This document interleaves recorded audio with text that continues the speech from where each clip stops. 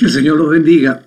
Estamos muy contentos de estar nuevamente en sus hogares y deseándoles que el Señor esté guardándolos y protegiéndolos en todo. Esta es una oportunidad en la que queremos seguir con toda esta temática de los últimos tiempos. Estamos hablando muy específicamente de enfocarnos cómo es que llegamos a este tiempo y cómo es que Dios ha estado usando un mismo método de enseñarnos, de hablarnos, y también estamos aprendiendo cómo entender esta parte profética. Hemos estado hablando acerca de las tres lluvias y cuando hablamos de las tres lluvias tenemos la oportunidad de enfocarnos claramente en ese particular texto de Joel que refiere a esas tres lluvias, como dice Joel textualmente: vosotros también, hijos de Sión, alegraos, gozaos en Jehová vuestro Dios, porque os ha dado la primera lluvia a su tiempo y hará descender sobre vosotros lluvia temprana y tardía como al principio. Entonces hemos visto, ¿no?, una primera lluvia.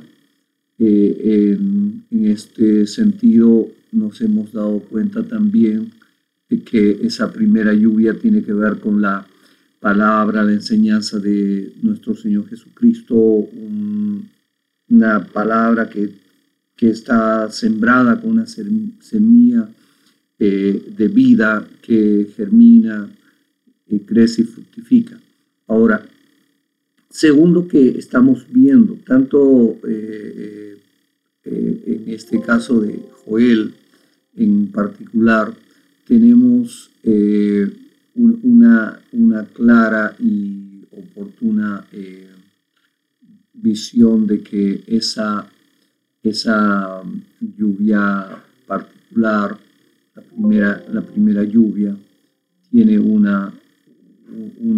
aspecto muy importante en cuanto al entendimiento de la palabra. O sea, estamos hablando de cómo esta palabra ha significado una tremenda bendición para nosotros.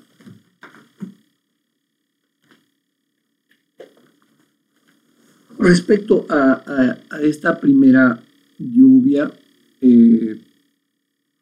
trae un Pentecostés. Joel 2.23 y 2.28 están relacionados, porque 2.28 habla después de esto, después de qué, de las lluvias, de la cosecha, de todo lo que significa la lluvia específicamente hablando. El Señor suelta su Espíritu Santo. Esa promesa ha sido dada también en una segunda oportunidad, un nuevo Pentecostés que llegó en el contexto en 1900.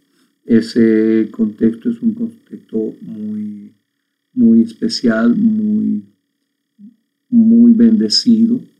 Respecto a esto hemos hablado ayer, hemos terminado nuestra explicación que por qué demoró tanto en llegar la segunda lluvia, y es que cuando la iglesia ha estado dormida, cuando la iglesia ha estado en tinieblas, todo esto ha demorado. Hablamos en particular de lo que,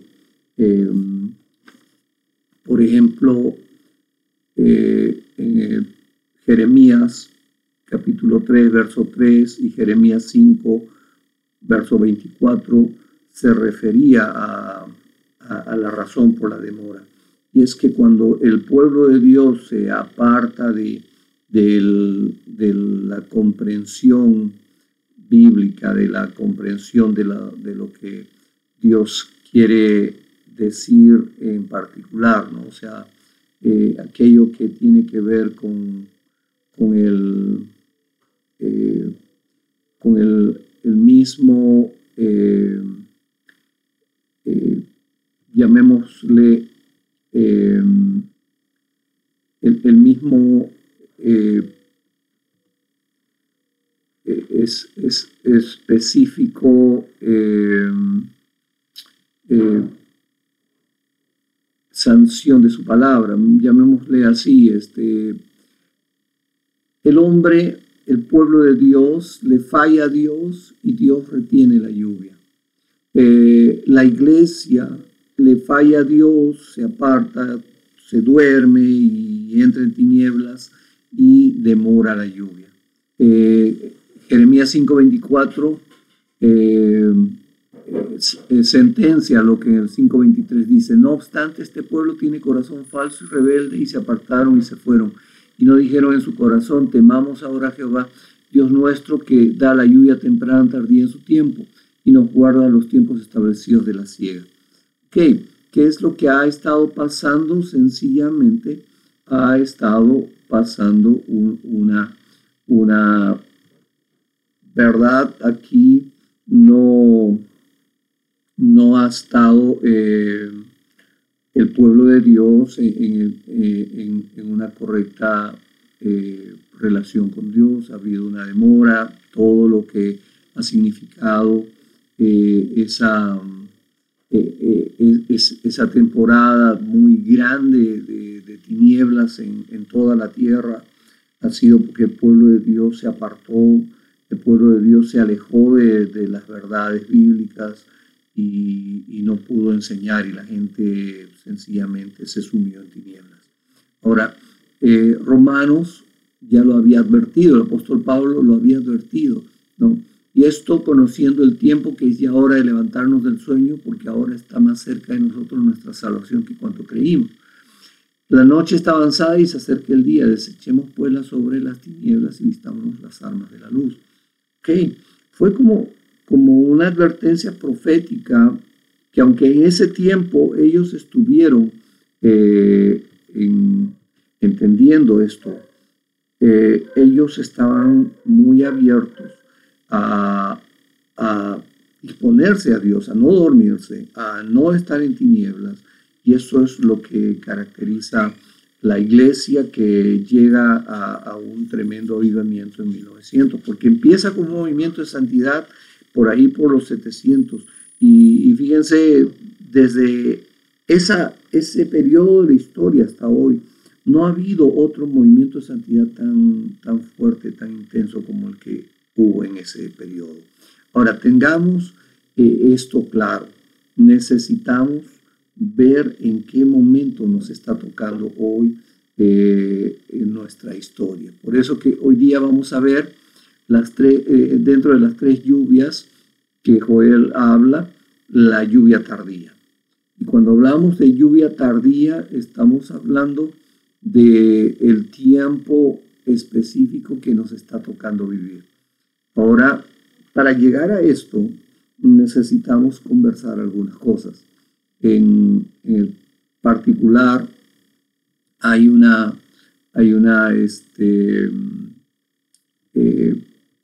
por decir, historia muy específica de un hombre de Dios tremendo, Smith Wigglesworth. Él vivió en la primera parte del siglo de 1900, por allá por los años 30, él ya parte de la presencia del Señor, pero él tiene un tremendo legado porque Dios le da una visión de olas que llegan a desarrollarse en toda la tierra, y un poco de esto estamos tomando para poder comprender cómo se dieron esas oladas de la bendición de Dios. Aquí tenemos, por ejemplo, en el particular, cuando hablamos de las olas de la presencia de Dios, cuando miramos en el año el año que podemos empezar a ver las olas que este siervo vio. En los 60 él vio una ola donde había muchos carismas. 10 años después, una ola donde había mucha palabra. Y 10 años después había una ola donde habían señales y milagros. Y 10 años después había una ola con todo, con carismas, palabras, señales y milagros. Y eso decía que luego de eso es que venía una ola tremenda que tenía que ver con un avivamiento. Ok, este siervo fue avisado de lo que venía, porque realmente nuestra historia para empezar a tener la lluvia tardía, o sea, para que el movimiento de la palabra de Dios de tal manera sea una ebullición, hierba de tal manera que haya una explosión de la palabra en todo el globo, fue a raíz del hallazgo de lo que significa los rollos del Qumran. Vamos a entender un poco históricamente. Yo quiero que ustedes sean entendidos.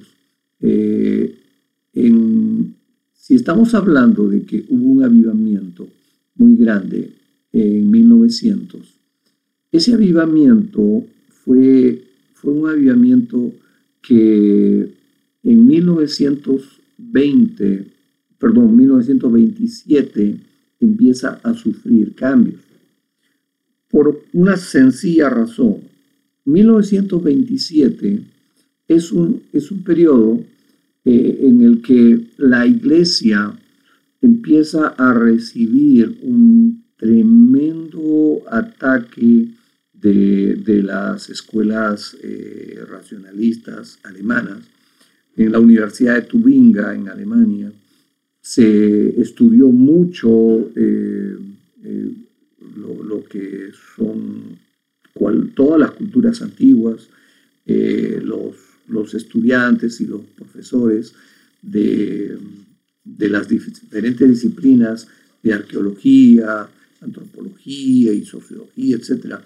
Todos ellos encontraron una manera de cuestionar los escritos antiguos, de manera que se habían encontrado, porque los grandes arqueólogos antiguos, la mayoría de los más famosos eran alemanes, y ellos en sus hallazgos encontraron muchas razones para decir de que los libros antiguos tienen totales diferencias con los que tenemos a la mano en ese periodo, en esa época. Entonces, empezaron a cuestionar las escrituras, porque si ya, como les relaté a ustedes, que en el periodo de la segunda lluvia, cuando estamos hablando de la época de la teología sistemática, todos vieron como autoricidad bíblica los escritos en griego, y la Biblia más antigua de esa época era la Biblia Septuaginta. Y en esa Biblia, la Septuaginta, en este periodo de teología sistemática, se usó mucho. La Universidad de Tubinga, cuando ellos encuentran escritos antiguos de la Septuaginta, lo único que podían demostrar, porque lo más antiguo que se tenía era del año 700 aproximadamente, pero cuando se cotejaba las escrituras, habían habido cambios, y eso fue suficiente para cuestionar las escrituras, porque cuando nosotros cotejamos, por ejemplo, la Septuaginta con escritos bíblicos que tienen que ver con los escritos de los apóstoles y con versiones que usaban los apóstoles, no necesariamente Septuaginta, y estos se cotejan con el arameo, con el hebreo. Hay algunas diferencias. Yo les puedo decir que si ustedes se hacen una prueba de comparar algunos textos, ustedes se van a dar cuenta que La Septuaginta, traducida al latín, que es la Vulgata latina, y traducida luego al castellano. En la actualidad, por ejemplo, una versión que viene directo de esas dos versiones es la nueva versión internacional.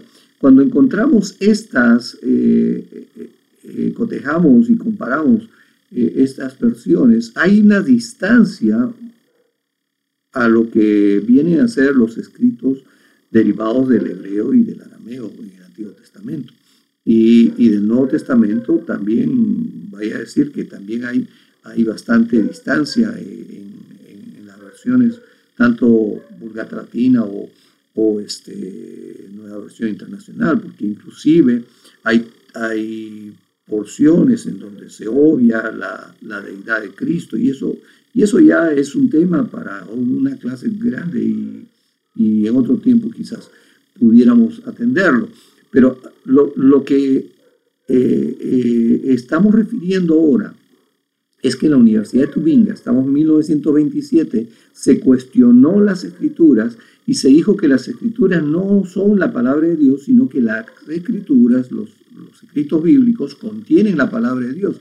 Y eso cambió el panorama del avivamiento, o sea, enfrió toda la fe de la iglesia, al punto de que la iglesia empezó a cuestionar, ¿no?, qué cosa es palabra de Dios y qué cosas no es palabra de Dios.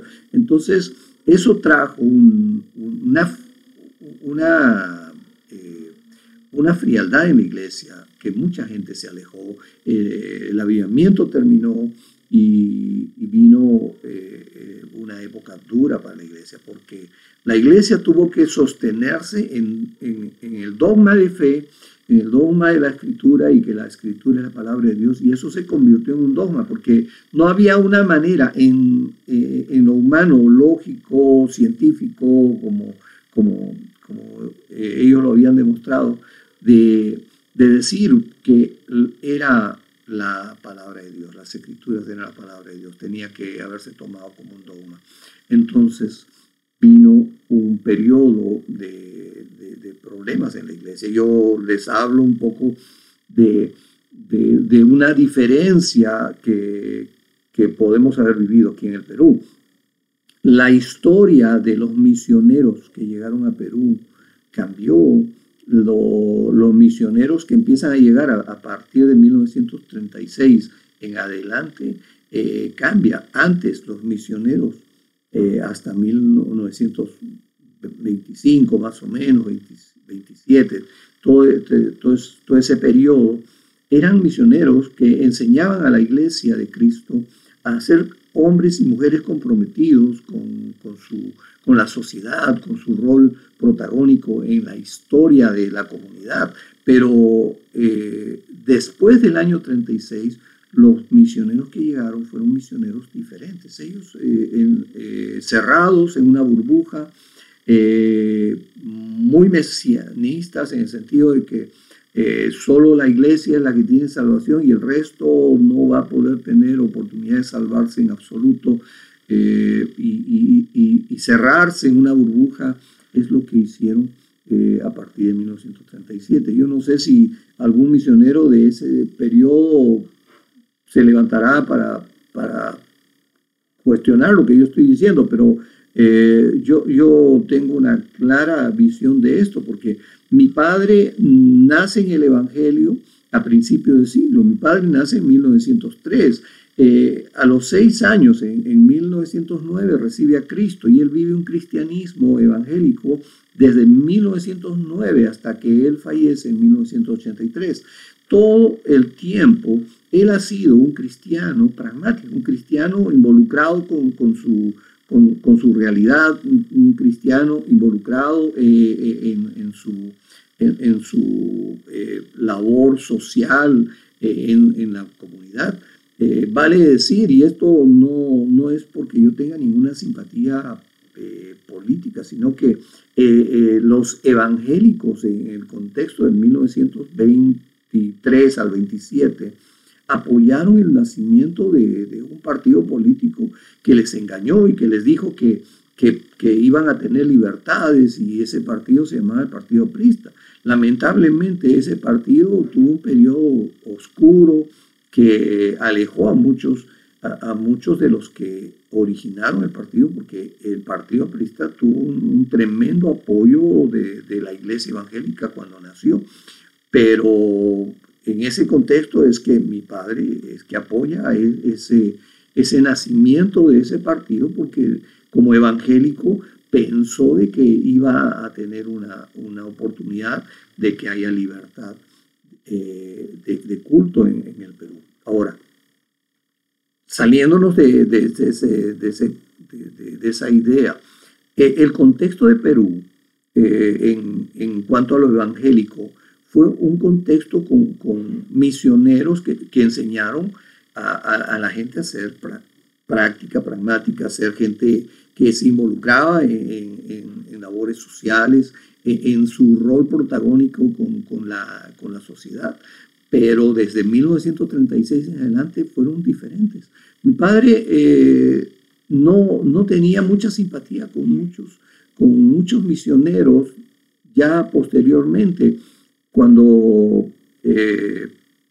él hacía una labor de evangélico, él estaba involucrado con su comunidad. Él fue una persona importante cuando él vivía en la ciudad de La Oroya. Él fue teniente alcalde, fue regidor, estaba involucrado en la vida de la comunidad, involucrado en las necesidades de la comunidad. Es más, él tenía una labor económica que también tenía que ver con atender la comunidad. Entonces, cuando vemos esto en el cristianismo que cambió, es porque tiene una explicación. Volvamos al racionalismo que entra en la iglesia a partir de 1927. El concepto de que la Biblia no es la palabra de Dios, sino que contiene la palabra de Dios, hizo que muchos misioneros, teólogos, absorbieran esa idea, esa ideología, y ellos se polaricen. Y entonces en los grandes centros misioneros del este y del oeste, tanto San Francisco como Nueva York, y todos estos misioneros se polarizaron, y entonces las oficinas misioneras de los grandes movimientos misioneros empezaron a buscar misioneros no cosmopolitas, ya sea de Nueva York ni de la preparación de San Francisco. Buscaron gente del centro de Estados Unidos, gente que era rural, misioneros que se habían crecido dentro de un periodo rural, de gente que no había tenido el mismo roce con ideas, con ideologías de Europa. Ellos fueron escogidos y son los que son enviados a partir de 1936 a ultramar, entre ellos Perú, y cuando llegan enseñan un evangelio muy diferente al que enseñaron los misioneros que vinieron antes. Pues ya no había otra cosa sino que defenderse del ataque que había contra el cristianismo. El cristianismo tenía que tener algunos dogmas, y uno de esos dogmas lo podían tener gente simple, gente sencilla del campo, que decía: la Biblia es la palabra de Dios, y esa gente es la que buscaron, esa gente es la que vino a enseñarnos un evangelio muy tímido, un evangelio que llegó solamente a los pobres y llegó solamente a regiones en donde ellos supuestamente vieron que podía ser el campo blanco más necesitado, gente que no tenía influencia, que no tenía un rol protagónico con la sociedad.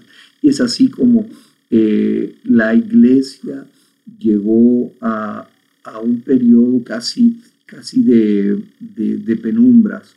Por eso es que cuando vemos en particular el tiempo en el que la iglesia vivió es que se sumió en una penumbra, en una duda, en un temor y en el dogma de que la Biblia es la palabra de Dios. Se convirtió en un dogma, no era una verdad que se podía probar, hasta que en 1948 se hallaron los rollos del Qumran y en 1948 se trae una oportunidad, una luz que empieza a brillar, porque cuando se llevan estos rollos a la Universidad de Jerusalén y en Jerusalén se estudia los rollos, lo primero que se estudia son los rollos de Isaías, y se compara el rollo de Isaías más antiguo que se tenía, era del año 700 después de Cristo. El rollo del Qumran era un rollo que tenía, era el rollo de Isaías de 1900, del año 900 después de Cristo. Y el rollo de Isaías del Qumran tenía que ver con rollos escritos más o menos en el año 200 antes de Cristo. O sea, teníamos ahí casi 1000 años de diferencia. Si son 900 a 1000 años, esto es interesante porque en los años de diferencia que había, y por favor, los que tienen su data correcta, no quiero que me dejen mentir, lo que quiero es que entendamos que hay una distancia mínima de 700 años entre el rollo más antiguo que se tenía y el rollo de Qumran que se halló, de manera que cuando se cotejan los escritos del Qumran con los escritos antiguos, se consigue solamente 17 palabras diferentes que no son errores de cambio de texto, sino de dictado.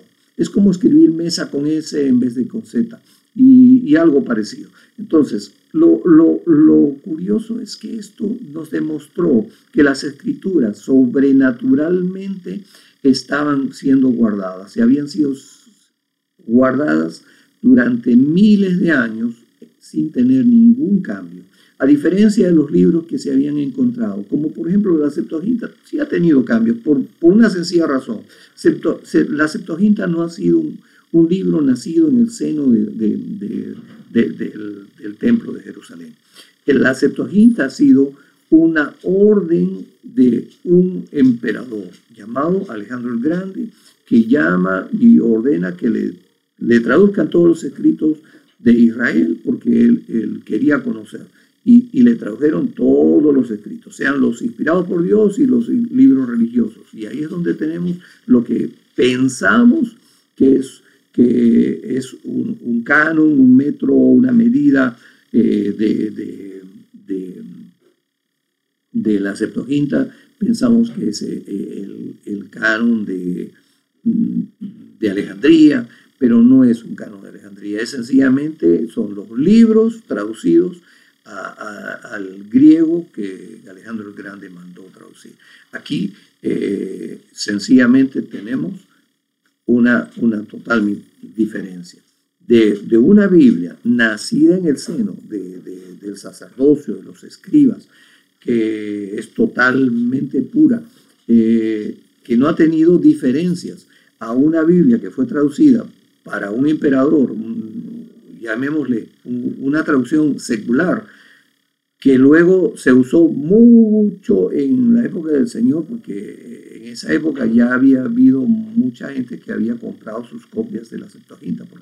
Aquí hay otra explicación muy interesante, cosas que mucha gente no lo ha entendido. Cuando un escrito bíblico es en el templo, por los sacerdotes, por los escribas, se deterioraba, el libro se había copiado ya, y ese libro había sido incinerado. O sea, ninguna copia vieja existía, siempre existían copias nuevas.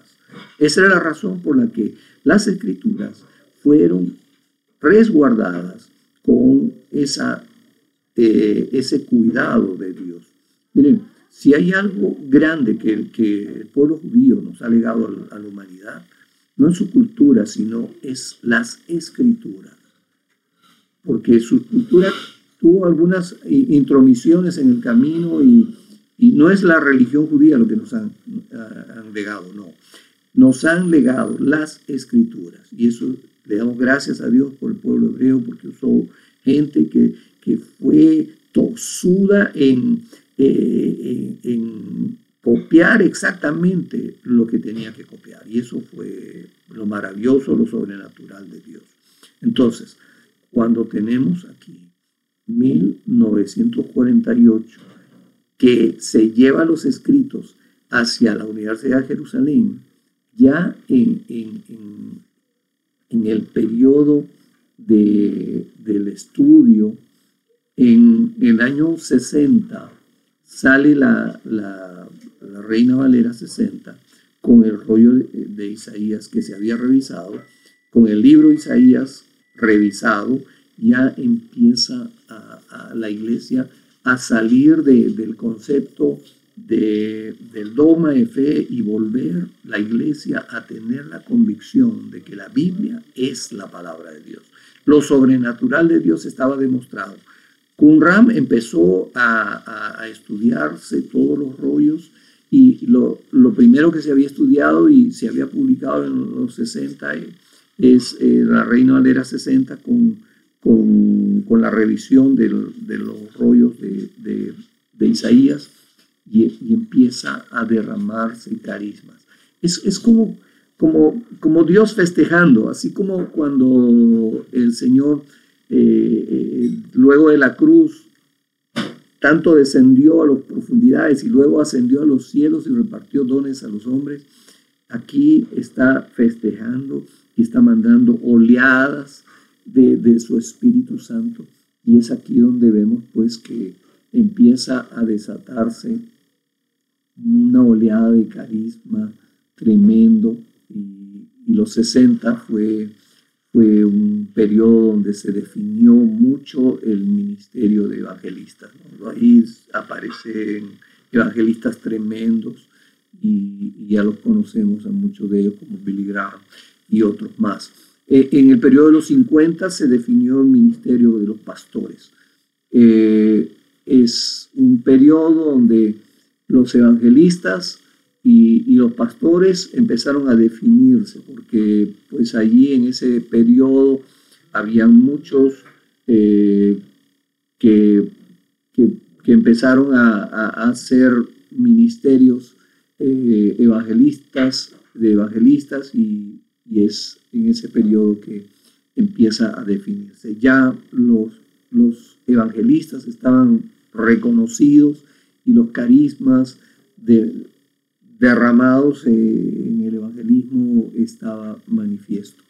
Luego, cuando la erudición estuvo desarrollándose más, ya aparecen nuevas versiones y aparece mucho más entusiasmo en los estudiosos de las Escrituras, porque los rollos de Qumran aportaron la materia para poder estudiar. Y entonces en los 70 aparecen los maestros. Mucha palabra de Dios derramada. Mucha palabra de Dios y es cuando empiezan las lluvias. Es cuando empieza allí la lluvia tardía, esa lluvia que empieza con la palabra en los 70. Luego de ya aparecer varias versiones de la palabra de Dios tremendas, con una comprensión mayor. Ya no era solamente entrar en esta oportunidad en todo lo que significa el entendimiento de lo que son la palabra, los evangelistas, sino que habían señales, milagros, empiezan a haber mucha efervescencia en cuanto a lo que significa la profecía y poder definir claramente lo que esto es. En ese periodo aparecen hombres como Bill Ham y otros más que llevan a la iglesia una reforma hacia lo profético. y es que en los 80 aparecen un grupo de hombres de Dios que, trabajando en misiones, ellos antes decidieron entrar en una reforma profética y se juntaron, y en Anaheim, en Los Ángeles, hicieron un congreso mundial profético, y en vez de enviar dinero a las misiones, ellos empezaron a traer gente profética, porque ellos habían viajado mucho y habían conocido en muchas regiones hombres y mujeres proféticos, y empezaron a traerlos y juntarlos, y cuando ellos juntaron esta gente, empezaron a darles un entendimiento profético adecuado. Empezó la reforma profética, a empezar a definir cómo es la diferencia entre lo que es el espíritu, la profecía, lo que es el don de profecía y lo que es el ministerio del profeta, que son unciones diferentes, son gracias diferentes derramadas sobre la iglesia, de manera que la iglesia misma empezó a tener un entendimiento claro, inclusive ese fundamento de que Dios ha repartido los dones como Él quiso, y el Espíritu Santo le dio a unos de una u otra manera, no todos tienen el mismo don. Empezó a entenderse más cabalmente y a entenderse de que no todo el que puede dar una profecía y cumplirse puede ser llamado profeta, y todas esas cosas empezaron a entenderse en ese periodo de los 80. Y en uno de los presbiterios que hubieron en ese periodo, se ungieron hombres que habían sido traídos de las regiones, hombres con iglesias tremendas. Les voy a contar un testimonio de un hombre, el obispo Idahosa, en Centroáfrica. Él tenía una iglesia de 1,000 personas en un poblado de Centroáfrica. Él era reconocido como obispo y era tremendo en su iglesia, una tremenda unción profética. Fue reconocido como profeta, y él, cuando regresa a su país, a su iglesia, él es reconocido por su iglesia como profeta, y surge una tremenda bendición, derramamiento de Dios en su iglesia tan grande que en un año, y esto no está visto por la gente que hace los estudios y el crecimiento. No he visto un reconocimiento de ellos sobre lo que pasó con la iglesia del obispo Idahosa. Ellos en esa iglesia tuvieron un crecimiento de 1,000 personas a 53,000 personas en un año, y en una población de 59,000 personas. Casi todo el pueblo involucrado en la iglesia. Fíjense, no hay un crecimiento tan grande como el que se dio en ese periodo, en esa iglesia del obispo de Idahosa. Y fue tremendo. Eso sucede en los 80, y cuando esos congresos anuales que se estaba suscitando, una tremenda bendición para el pueblo de Dios, llega a los 90, uno de los presbiterios mismos que se levanta dentro de ese congreso, reconoce al obispo Idahosa como un apóstol, y es que lo ungen como apóstol y lo llevan a otro nivel en su ministerio. Y es que así como ese presbiterio que se forma en Antioquía, y el Espíritu Santo dice: separadme a Bernabé y a Pablo, porque ellos serán enviados, ellos son apóstoles. Entonces ellos, este presbiterio, el Espíritu Santo reconoce que son apóstoles varios siervos de Dios que funcionaron tan fuerte y efectivamente en el ministerio profético, pero ahora eran reconocidos dentro del ministerio apostólico, y el obispo de Idahosa regresa a su país, a sus iglesias, con ese tremendo reconocimiento, esa investidura. y lo que ocurre es que ya cuando él pasa a la presencia del Señor en el periodo de los 90, fines de los 90, la iglesia que él deja es una iglesia que había alcanzado ya algunos millones. Hay quienes dicen que son 10 millones de personas influenciadas por su ministerio. Y es que eso dio evidencia de que en los 90 empieza el ministerio apostólico. Miren, el ministerio apostólico actual, aunque tiene muchos detractores, hay mucha gente que se opone a reconocer que el ministerio apostólico es valedero. Ellos, según muchos de ellos, dicen que no, que solamente eran 12, y hay muchas cosas que discutir, y quizás esto tendríamos que dar toda una clase y tomar algunas horas para hablar al respecto. Pero el ministerio apostólico actual, el movimiento apostólico actual, es el que nace en los 90, fruto de lo que había sido el reconocimiento de los presbiterios proféticos que se habían levantado en los 80. Entonces, aunque podemos entender que en Centroamérica ya en los 80 había un ministerio apostólico reconocido, pero eso fue en cuanto a los siervos, a los líderes de grandes iglesias que hubieron en Centroamérica, pero el movimiento en sí, el movimiento actual, que vendría a ser como una reforma apostólica, empieza en los 90. El ministerio apostólico que tenemos actualmente es un ministerio joven. No es tan antiguo, tan reconocido como, por decir, el ministerio pastoral que en los 50 se pudo definir claramente. Los 5 ministerios hoy están funcionando en la iglesia. Y es tan importante reconocer que Efesios, en capítulo 4, Dios tiene el diseño para la iglesia. Hay muchas iglesias que se han quedado en el patrón tradicional de tener una iglesia muy pastoral y no han aceptado el reconocimiento de que hay 5 ministerios, y estos 5 ministerios han ido apareciendo en nuestra historia en el siglo pasado. Los 60 los evangelistas, los 70 los maestros, los 80 los profetas, en los 90 los apóstoles.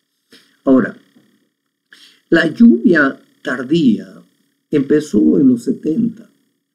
La lluvia tardía se derramó hasta este mismo periodo que tenemos en este momento, porque la palabra es tremenda. Los hombres de Dios hoy tienen una oportunidad, como yo decía antes, única respecto a los teólogos de 1750.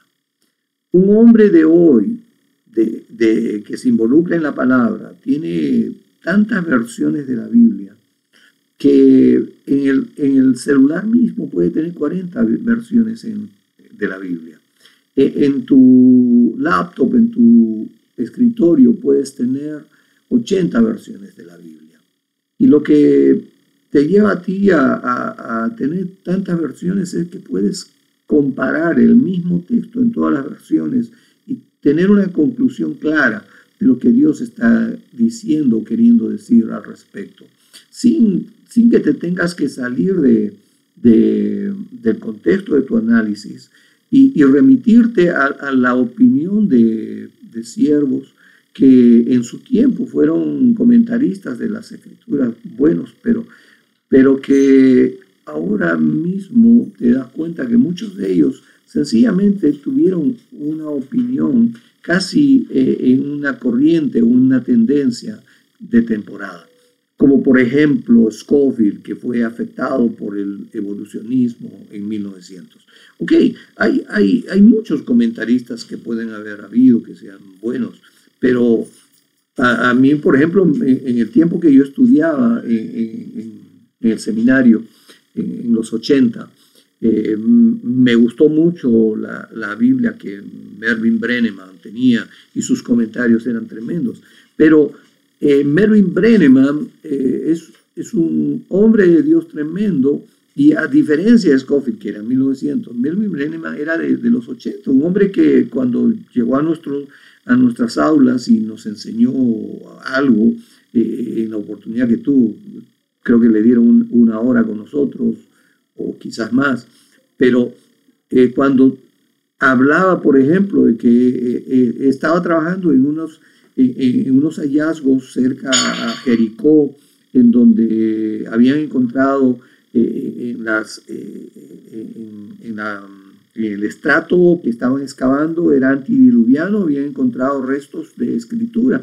Entonces él decía, las escrituras son de antes del diluvio, y él tenía una particular opinión que decía que Adán mismo fue enseñado por Dios a escribir. Entonces, mire, hombres que ya en los 80 rompían lo tradicional de la teología sistemática, donde han habido conceptos casi cerrados, en donde se dice, bueno, que las escrituras aparecieron con los sumerios, con los hebreos, y no se tiene ningún rastro de antes del diluvio. Ahora, en este tiempo tenemos más rastros antidiluvianos de lo que pueda imaginarse la gente. Y es más, necesitamos nosotros como iglesia ser luz y sal en la luz respecto a lo que viene antes del diluvio, porque hay mucha gente que está usando el vacío que la iglesia está dejando que ocurra, por no dar una palabra, una explicación bíblica de lo que pasó antes del diluvio, y están haciendo ver de que todo lo que pasó antes de Sumeria tiene que ver con gente extraterrestre o alienígenas y todas esas cosas. O sea, tengamos claro, la iglesia hoy sabe más de las escrituras y más de la historia de lo que antes podríamos haber sabido. Y es que eso es fruto de la lluvia tardía. La palabra ha sido derramada. El don profético ha podido ser guiado hacia el entendimiento de muchas de las cosas espirituales, pero los apóstoles vinieron a centrarnos en la palabra y a enfocarnos en lo que es correcto y lo que no es correcto. Porque háganse una pregunta, ¿qué pasó con los apóstoles después de Pentecostés? Cuando tuvieron 8,000 locos llenos del Espíritu Santo, bautizados por la presencia del Espíritu Santo en sus vidas, y con un tremendo vino nuevo que estaba en ellos. ¿Qué hicieron los apóstoles? Guiarlos dentro del canon de las enseñanzas de Dios. Ellos es lo que pusieron la medida, pusieron los límites. Ellos son los que tuvieron que encaminar a esos 8,000 mientras ellos estuvieron en Jerusalén hasta que volvieron a sus regiones. Y es la labor apostólica. La labor apostólica que faltó en esa lluvia temprana en Pentecostés. En Pentecostés de 1902 faltaron apóstoles, faltaron hombres de Dios que les dieran límites. Y es lo que tenemos ahora. Ahora va a venir un Pentecostés. Vamos a tener ya gente preparada, gente que en esta altura de su comprensión de la palabra y su caminar en sus iglesias, muchos son apóstoles y porque tienen un modelo de gobierno de iglesia muy pastoral, ellos no están reconociendo el ministerio apostólico como tal, pero muchos son apóstoles y no se dan cuenta. Y la verdad es que todo esto que viene, lo que viene va a ser tremendo, porque la iglesia de Cristo va a entrar en una dimensión tan grande que nos va a llevar a nosotros a un tremendo resplandor de la iglesia. O sea, ¿qué es lo que tenemos que entender hoy día? Veamos el modelo de Dios. Las lluvias son para el modelo agrícola. ¿Ok? La primera lluvia tenía que ver, ¿se acuerdan ustedes? Con la lluvia de crecimiento. La primera lluvia es para que toda la semilla que es plantada germine y crezca. Entonces, la segunda lluvia, la segunda lluvia es para que el plantoncito que creció, cuando creció, necesita agua para desarrollarse y tener un crecimiento mayor. Y ese crecimiento mayor, cuando ya ha tomado la dimensión, entonces necesita más nutrientes. Pongamos el ejemplo más específico. Hablemos del maíz. El pequeño diente de maíz, que es la semilla, para germinar y crecer, necesita agua. Y esa es la primera lluvia. Para que el maíz crezca y sea un plantón y empiecen a salir mazorcas, pero cuando ves tú, ya creció el plantón, tiene 1,5 metros o más, y hay mazorcas en desarrollo, estas mazorcas todavía no tienen grano, pero se necesita madurar esto. Entonces, para eso viene la lluvia tardía. Y la lluvia tardía hace que la mazorca pueda llegar el nutriente de la tierra para que el maíz madure, para que pueda crecer y luego de crecer, madurar. Entonces aquí es lo que tenemos el entendimiento. La lluvia tardía hace que las plantas tomen los nutrientes para que el fruto que va a ser semilla para la próxima generación, ese fruto germine de tal manera que entre en maduración. Entonces, ¿qué es lo que sucede? La maduración se da en un periodo de tiempo y después la cosecha. Entonces, esto es necesario, o sea, tiene que haber una lluvia tardía para que el nutriente suba a la planta, para que ésta crezca y luego madure. Entonces, la lluvia tardía ya ha sido soltada. Ahora necesitamos que la iglesia madure. Una vez que madure, recién viene la cosecha. Ahora, si tomamos la comprensión profética de lo que significa Mateo 13, ¿se acuerdan la parábola del trigo y la cizaña? En la parábola del trigo y la cizaña, ¿no? Necesitamos entender que en este sentido, ¿no? Vamos a leerlo. Yo creo que es importante entender esto. Miren lo que dice acá. El reino de los cielos es semejante a un hombre que sembró buena semilla en su campo. Pero mientras dormían los hombres, vino su enemigo y sembró cizaña entre el trigo y se fue. Y cuando salió la hierba, dio fruto. Entonces apareció también la cizaña. Vinieron entonces los siervos del padre de familia y le dijeron: Señor, ¿no sembraste buena semilla en tu campo? ¿De dónde pues tienes cizaña? Y él les dijo: un enemigo ha hecho esto. Y los siervos le dijeron: ¿quieres pues que vayamos y la arranquemos? Él les dijo: no sea que al arrancar la cizaña arranquéis también con ella el trigo.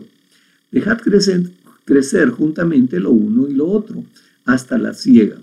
Y al tiempo de la siega yo diré a los segadores: recoged primero la cizaña y atadle manojos para quemarla, pero recoger el trigo en mi granero. Ok, fíjense, ¿qué es lo que se recoge entonces aquí primero? la cizaña. Entonces, tenemos nuevamente el modelo agrícola del Señor. Okay. Estamos en un periodo en el que la lluvia tardía ha sido soltada. Estamos en un periodo en donde la palabra de Dios ha sido soltada tremendamente. La gente tiene que estar dándose cuenta de que la iglesia necesita sacar lo que no ha sido plantado por Dios. Hay tantas cosas que no han sido plantadas por Dios en la iglesia, hermanos. El humanismo, el racionalismo y las cosas mismas que actualmente están saliendo en los modelos de pensamientos que son totalmente diferentes, inclusive al pensamiento tradicional occidental. Ya han salido modelos de pensamientos nuevos y están haciendo tremendos movimientos de reclamos y búsqueda de reconocimientos con pañuelos de colores y todas esas cosas. O sea, miren, hermano, este tiempo es tiempo de sacar la cizaña de la iglesia. ¿Por qué? Porque la iglesia es la que va a entrar en un resplandor. Lo primero que se tiene que sacar es la cizaña. Y para que venga el resplandor de la iglesia, que viene a ser un Pentecostés, primero la iglesia tiene que limpiarse. Aquí hay un problema en cuanto a la gente. La gente no de la iglesia, o sea, estamos hablando de los cristianos, no se está dando cuenta de que primero Dios tiene que limpiar su iglesia. Está esperando que la iglesia sobrenaturalmente sea recogida y librada de toda una serie de eventos tremendos que va a haber con la tierra.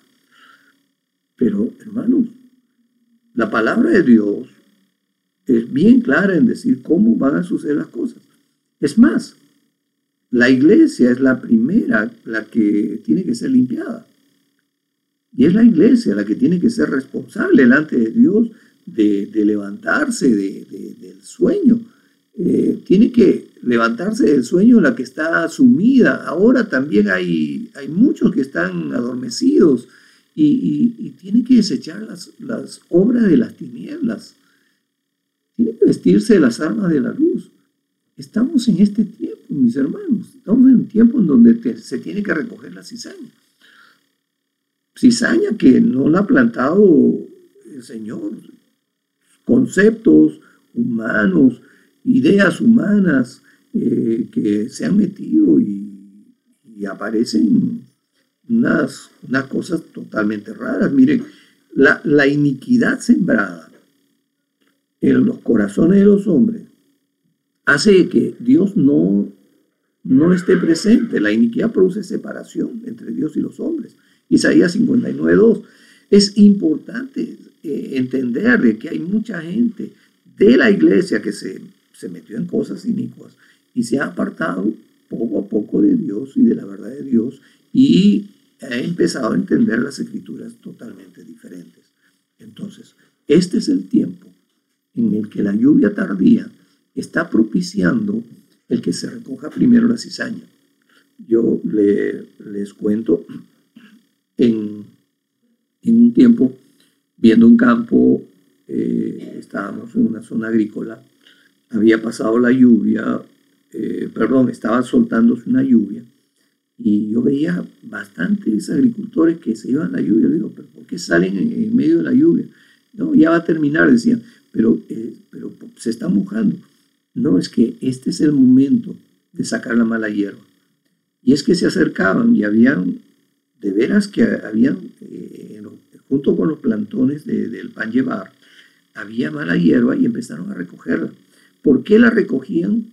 Como inmediatamente esa lluvia había empapado el agua, porque la cizaña, la mala hierba, cuando la tierra está seca, si tú tratas de arrancarla, tiene tantas raíces y están bien impregnadas las raíces, que inclusive sus raíces están tomando nutrientes y quitando nutrientes a las raíces de las plantas buenas que tú tienes, y entonces se arranca el tallo y se quedan las raíces ahí. Entonces la tierra tiene que estar empapadísima para que en ese momento, cuando tú jalas el plantón, sale con raíz y todo, y al salir toda la raíz, así como cuando se chupa un tallarín, sale toda la raíz, esa mala hierba es juntada y quemada. ¿Por qué? Porque es muy fructífera. La mala hierba se reproduce. Por eso dice, no muere como la mala hierba, dicen algunos, porque tiene mucha semilla, es muy fructífera la mala hierba, y esa mala hierba es la que la tierra produce cardos y espinos y todas esas cosas. Es parte de la sentencia de Dios cuando decretó y confrontó al hombre después de la caída. Pero entendamos esto respecto a la cosecha, a la lluvia tardía antes de la cosecha. Primero hay que recoger la mala hierba, y se recoge la mala hierba cuando la tierra está empapada, no cuando la tierra está seca. Y en ese momento es el momento adecuado de sacar la mala hierba. Se está sacando los malos. Entonces, antes del avivamiento ya va a haber un tremendo azote para los malos. O sea, si tú ahorita tienes temores respecto a cosas que están pasando alrededor de la tierra, ya empezamos a ver algunos que dicen que son el principio de dolor y todas esas cosas. Okay. Son ese vocabulario que están usando. Pero yo te quiero decir algo.